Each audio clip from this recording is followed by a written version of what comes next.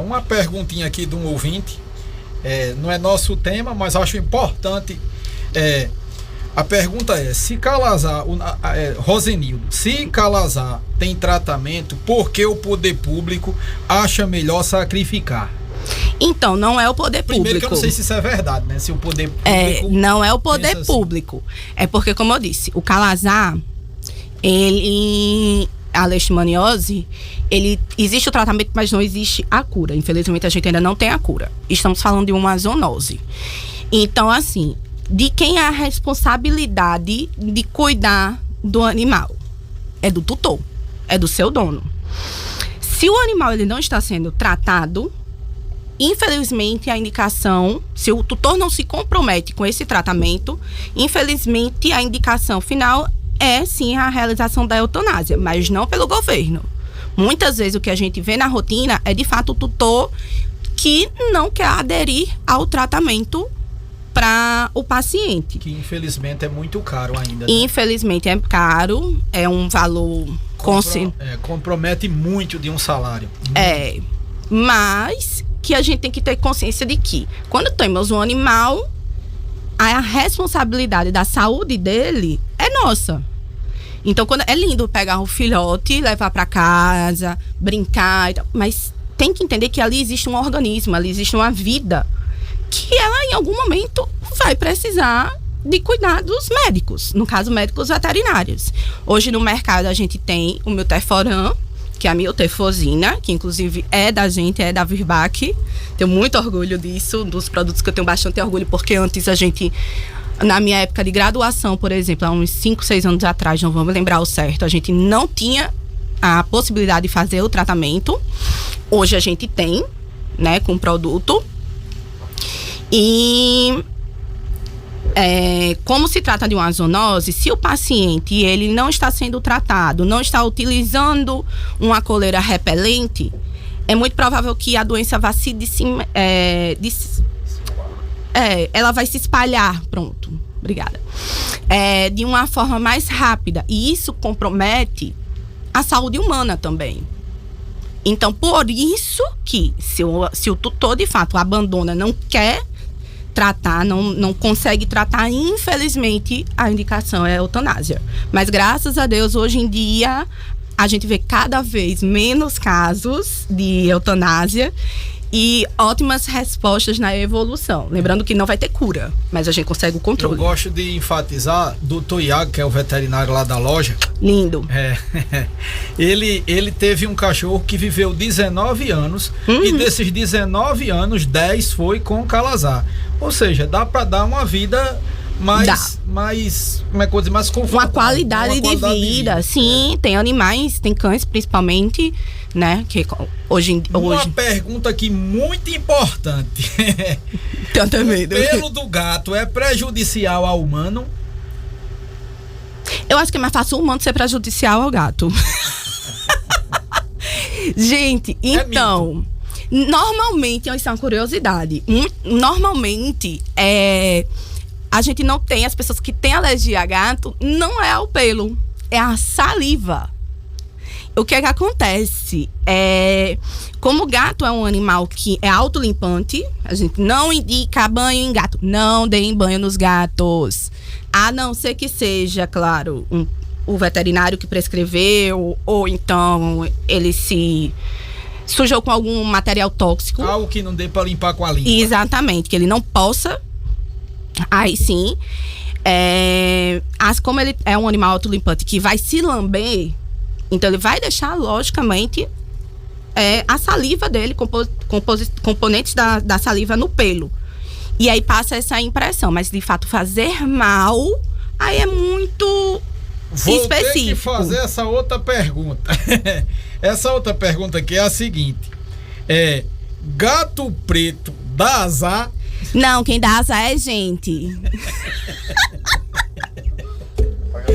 Gato preto dá muita sorte, né, doutor? Oxi, os animais em si dão sorte.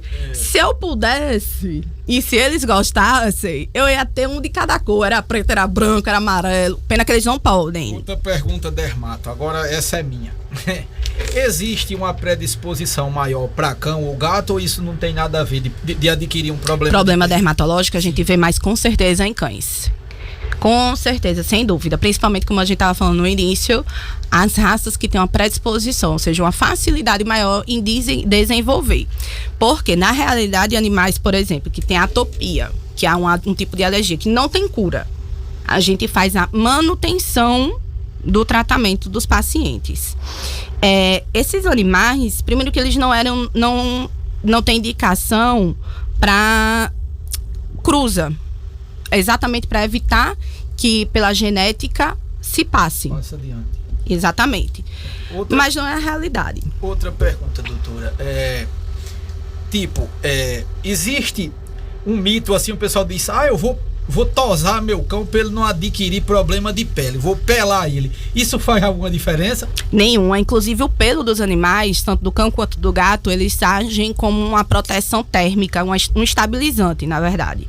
Se tiver calor, o pelo vai auxiliar no controle da perca da temperatura, do aumento dessa temperatura. Entendi. E se tiver frio, vai auxiliar também esquentando. Então, a não ser, volto a dizer, que tenha indicação de um médico veterinário.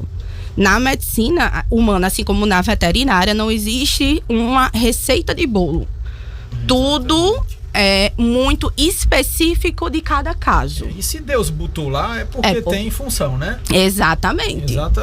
E é principalmente essa função termoprotetora, vamos dizer assim. Termoprotetora. Outra pergunta muito comum do cliente é a seguinte: meu cão tá lambendo muito as patas. Dermatologista. Corre. Inclusive, né, é bom salientar que aqui em Natal nós temos excelentes profissionais nessa área. Incríveis. Eu não tenho, assim...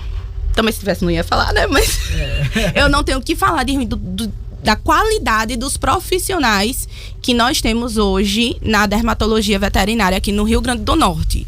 Desde os profissionais, inclusive, não só falando da capital. Eu conheço colegas excepcionais também nos interiores que, assim... Graças a Deus, né? A veterinária realmente vem evoluindo. Então, se você tem uma dúvida se seu animal tá ou não com problema dermatológico, ou tem a certeza, vá e marque o dermatologista. Até porque tem coisa que não dá para arriscar, né? Colocar qualquer remédio no ouvido do animal, por exemplo. Pois é, isso é muito arriscado, porque se tiver, por exemplo, um tímpano estourado, não é todo remédio que você pode usar. E não é todo veterinário que vai conseguir, porque existe uma forma, um aparelho específico para poder fazer esse diagnóstico. Então, assim, o ideal é levar sempre, vou ser muito repetitivo em relação a isso, levar sempre ao médico veterinário. Não existe foto que dê pra gente diagnosticar, não existe vídeo que dê pra fechar diagnóstico. Então, assim, é exame, é avaliação física, é exame complementar, realmente para a gente conseguir fechar um diagnóstico, porque existem fungos, existe bactéria, existe vírus, então é uma quantidade muito grande de possibilidades. Não é má vontade do profissional, é porque quando a gente vai no médico, dificilmente ele não faz apenas a consulta, ele vai pedir exames complementares. Temos muitas perguntas. Antes de eu fazer essa pergunta, dá para ter uma antecipação? O cão começa a demonstrar algum comportamento, se por exemplo, essa coceira, ela pode trazer um fastio, uma espécie de fastio, né? Porque o cão fica indisposto para com certeza. A partir da vermelhidão. Se você percebe que o seu cão, o seu gato tá com a pele vermelha, principalmente o cão, isso já é um indicativo muito na cara, assim, muito perceptível que ele tem alguma coisa errada nessa pele. E aí, qual é, por exemplo, a intenção da Virbac? A Virbac, como falei, recentemente lançou a Fisioderm, que é a nossa linha de manutenção, pensando exatamente nesses pacientes. Por quê? Para aumentar realmente, mais uma vez, o espaçamento de uma crise para outra. A gente tem... O diretor tá dizendo que só faltam 4 minutos. Ai, como voou! Aqui aqui o bagulho é doido. Tão bom. Mas sim, gente. Sim. Uma última pergunta aqui. O ouvinte perguntou aqui se um plano PET é necessário ou se ele pode atender nos consultórios da Zona Norte. Essa eu respondo. Pode sim, viu? Pode. Na Zona Norte tem excelentes consultórios aqui. Excelentes. Muitos. Você vai encontrar solução para tudo isso. Deixe suas saudações finais. E antes de tudo, eu quero agradecer mais uma vez a Prêmio Distribuidora, porque me cedeu semana passada brilhantemente doutora Célia e hoje essa coisa fantástica. Muito obrigada mais uma vez pelo convite. Obrigada a todos. Espero que Vai chamar Felipe de Painho também? Eu chamo ele de chefinho. Beijo, chefinho. Lindo. David também, meu supervisor, ó. Mas pra não causar assim, um beijo pra Aula, que é a minha gerente do laboratório. Obrigado você, espectador, ouvinte. Bom dia, boa tarde, boa noite. Não sei a hora que você vai estar assistindo. Até a próxima, se Deus quiser.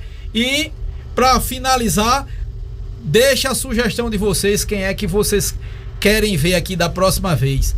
Se é gente para falar de gato, se é gente para falar de pássaro, se é gente para falar de cachorro, nós estamos aqui orientados por todos vocês.